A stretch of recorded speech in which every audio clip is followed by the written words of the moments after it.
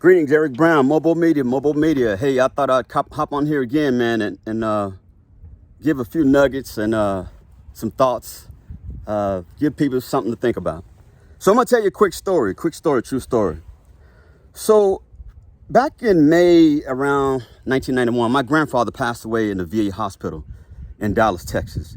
And if y'all don't know anything about the VA back then, they were horrible. They were horrible. If you don't believe me, go look at the movie 4th of July, Born on the 4th of July. Obviously, the movie always make things a little worse than what they are, but I'm telling you, things were bad at the VA across the board. So he passed away in a Dallas VA, in agony, in pain, covered in feces. And if y'all don't know what feces is, it's shit, covered in shit. That's the type of treatment he got at the Dallas VA hospital. And I've never forgotten that because at the time, I had already gone on to the military. I was in the Philippines when I got the call that he passed. But my family members, my aunts, folks that really close to me, they told me, you know, as soon as you got off the hallway or the elevator, the hallway he was at on the floor, you could hear him screaming. You could hear him screaming down the hallway. And my folks would get in their asses and say, hey, give him something, give him some morphine, give him something. Because he was on his deathbed. And they would find him covered in feces and just deplorable conditions.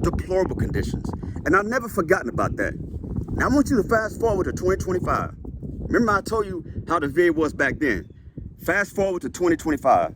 So about a month ago, I had a gold crown come out of my mouth, on the top of my mouth. And so obviously I contact VA.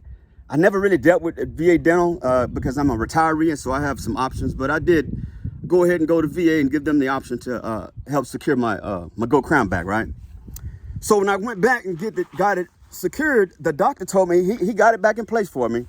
But the doc told me, he said, the way it looks and the way my tooth was, that there was likelihood that it would come off again. And he told me if it came off again, just come on back in there, either make an appointment or they have walk-in. Walk-in, I think 8 o'clock in the morning, you be there, they'll take care of you, okay? So a couple of weeks ago, the crown fell out. It actually fell out again, just like he said. Hell, it probably fell out 5 days after he said it did, but it did fall out, the crown. So I did exactly what he did. Instead of making an appointment, I went to the walk-in clinic, right? So I go up to the walk-in clinic desk, I wait, and then a gentleman decides to help me. He helps me. One of the first things the gentleman said to me, well, first he asked why I was there. And I told him that my crown had come loose and I came back to get it reattached, right? Then the next thing the gentleman asked me was this. He said, sir, what is your pain level right now? I said a 2. Would you believe this fucker snickered at me? He literally looked at the person next to him and snickered like, pfft, almost as if, what are you even doing here? When I tell you I was hot, it took everything in me. But you know what? I had to be the professional.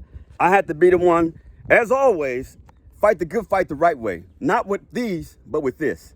So I went and sat my ass down in the waiting area. I'm just sitting there looking at this dude. It took everything for me to go back over there and chastise his ass. I mean, he literally snickered at me.